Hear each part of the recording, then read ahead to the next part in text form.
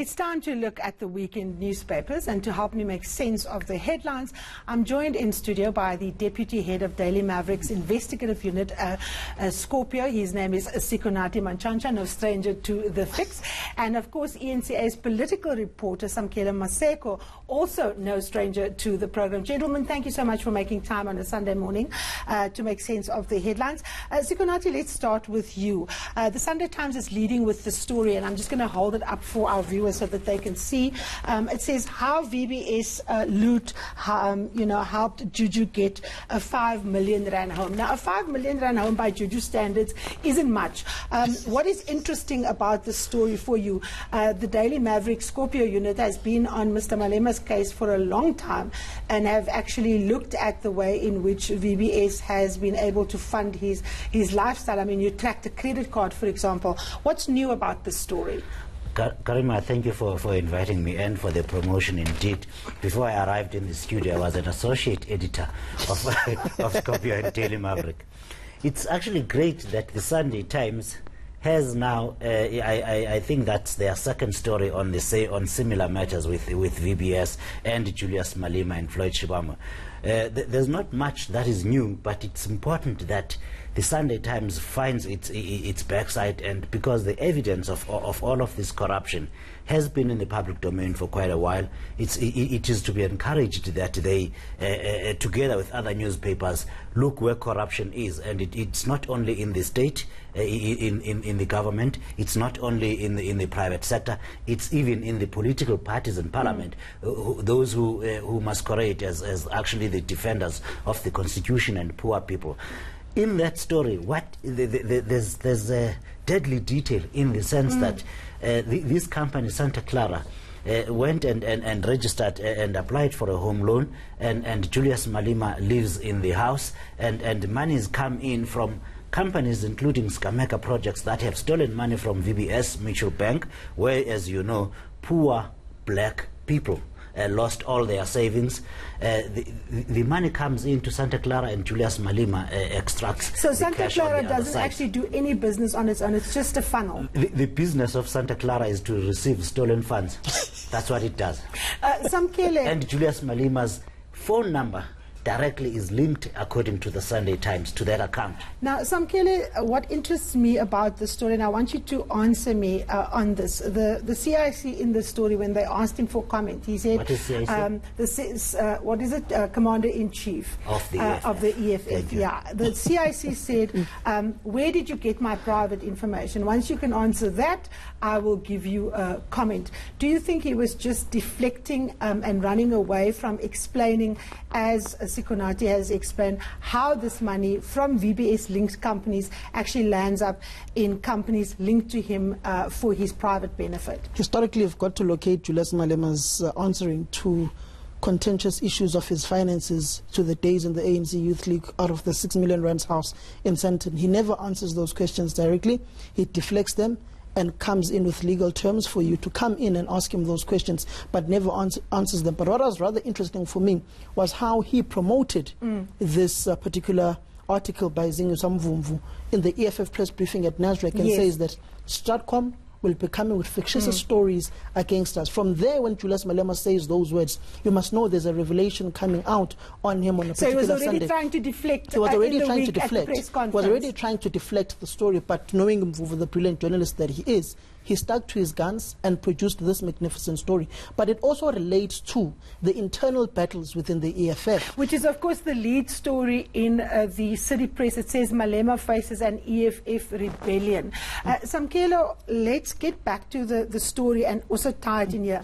There is an attempt by the EFF to say these stories are going to come out. It's just part of the normal factional battles, and it's Stratcom and the enemies of the EFF, and of course they give fantastical powers to Minister Pravin Gordhan. You know that he always features as the scapegoat in their allegations. But the nub of the matter that struck me about the story is that it's almost a mirror image of what he did with Ratanang Family Trust when he was still in the ANC Youth League.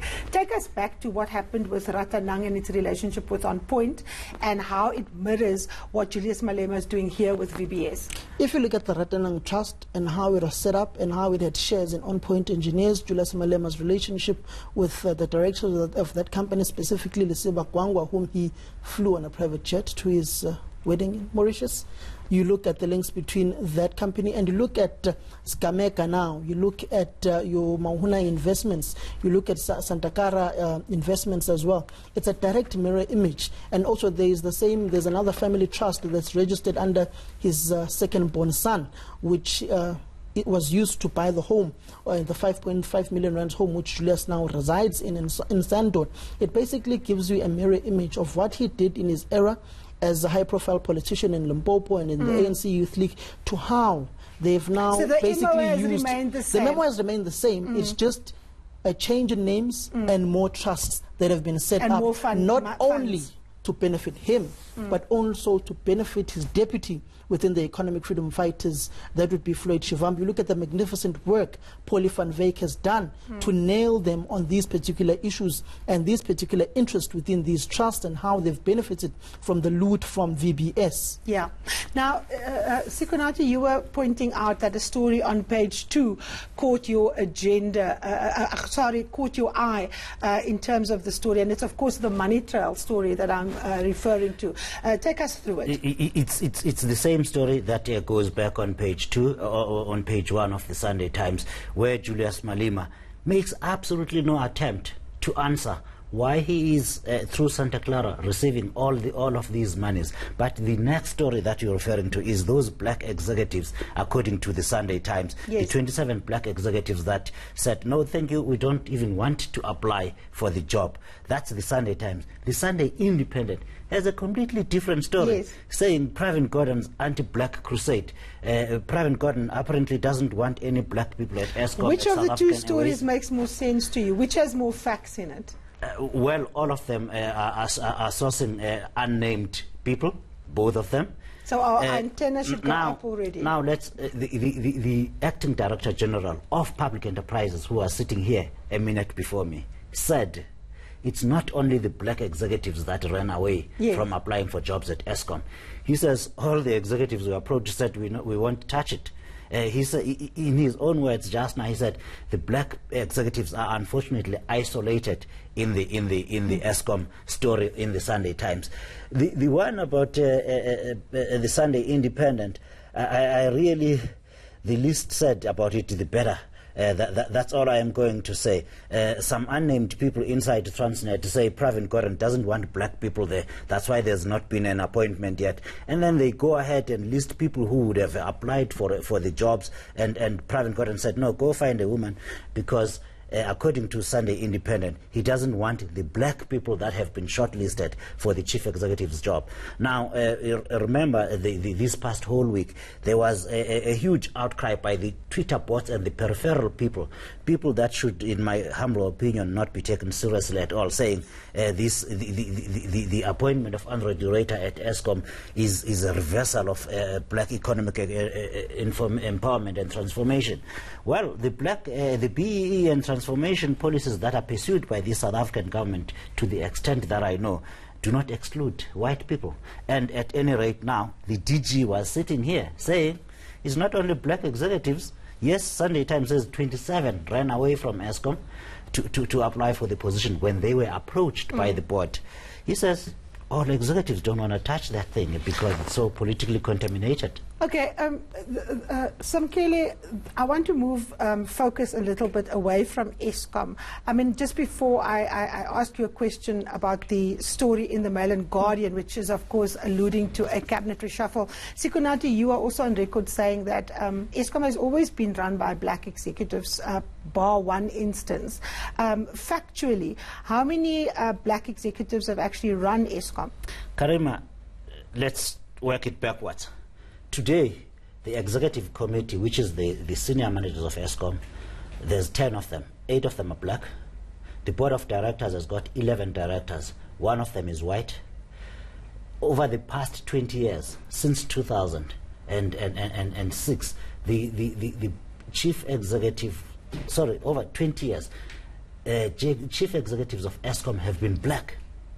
In that period, There came, during the height of state capture, for about 4 months, a guy called Maritz, I'm forgetting his first name. He was acting chief executive, put in there by Ben Ngubane and Zetembe Khoza for 3 months. Before that, for 20 years, Eskom has been run by black chief executives and black chairman of the board, bar Bobby Gotzel, who was the only white. So I think that kind of settles the debate on the so-called lack of transformation. It's absolute nonsense. But also I think we are reducing transformation to pigmentation, and I think that's a huge... But also there's an issue you've got to understate. The issue of black executives within state-owned enterprises in the current contemporary politics within the governing party and within the alliance is a political issue rather than a substance and a factual basis. It's a political issue. So it's a football that people are kicking around. It's a political football that people are kicking around and used by the RET forces. Particularly when they are desperate and know not what to do. Let's just add this. When it's all dark, load shedding, you won't see who's white or black in the room. Well, that's a lovely way of putting it. Let's move on to another important story. Cyril Ramaphosa plans a reshuffle to assert control. Now, there's a story that's been doing the rounds that Lindiwe Sisulu is in fact planning to make a move for the deputy presidency. She's apparently fallen out, according to reports that have been in the newspapers, with Cyril Ramaphosa, and he is about to reshuffle his cabinet. How much credence, Samkele, do you give this story? Is a reshuffle on the cards? The reshuffle is imminent. It's not about when, it's not about if it's going to happen. It's about when is it going to happen. You look at the crusade that the president has been on through government business when he goes to provinces. He makes sure that every evening he addresses an ANC cadres forum in every province that he goes. He speaks on the unbundling of Eskom. He speaks on the partial privatization or bringing in of private social equity partners into Eskom. That tells you that he's consolidating his ground within the African National Congress. He's consolidating his support within the National Executive Committee of the African National Congress. So for him to go to Soweto, to the Free State, and today in Limpopo, where he will be speaking about those who want to divide the ANC, the door and the windows are open. Leave. That's a man asserting his power. And Lindiwe Sisulu, the fallout began at Nasrec. If you remember correctly, when names of additional members of the ANC were announced and when Deputy President, now David Mabuza, was announced as the DP, you look at the visuals of Lindiwe Sisulu, what she was doing. She had earphones on. She wasn't paying attention to the conference. She has glossed out. She was bitter. Cyril had won as president of the ANC. She would question, how come did Cyril win and why did I lose? Just like the RSC forces questioned the win of Didi Mabuza against Nkosazana not winning. Okay, so do you believe, Sikonati, a reshuffle is imminent, but more importantly, is it necessary? And if so, how would you like that reshuffle to go? Who should go and who should stay? So on whether I believe it's imminent or not, the lord of the media here is more authoritative in the matters of politics than I am. What I would like to see in a cabinet, that train has now left the station. It's too late.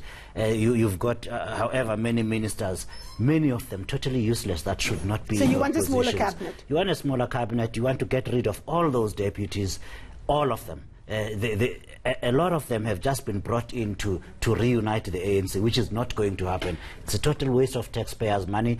All of them are sitting there totally useless. All they do is gobble up taxpayers' money. We need to shrink the government to make it workable. Okay, guys. In an ideal world. In an ideal world. Guys, we are out of time. I am in support of a smaller cabinet, less deputies. But let's see when that reshuffle is going to happen, because it is most certainly on the cards. Well, you've had your fix for this week. See you next Sunday. Thank you so much for watching.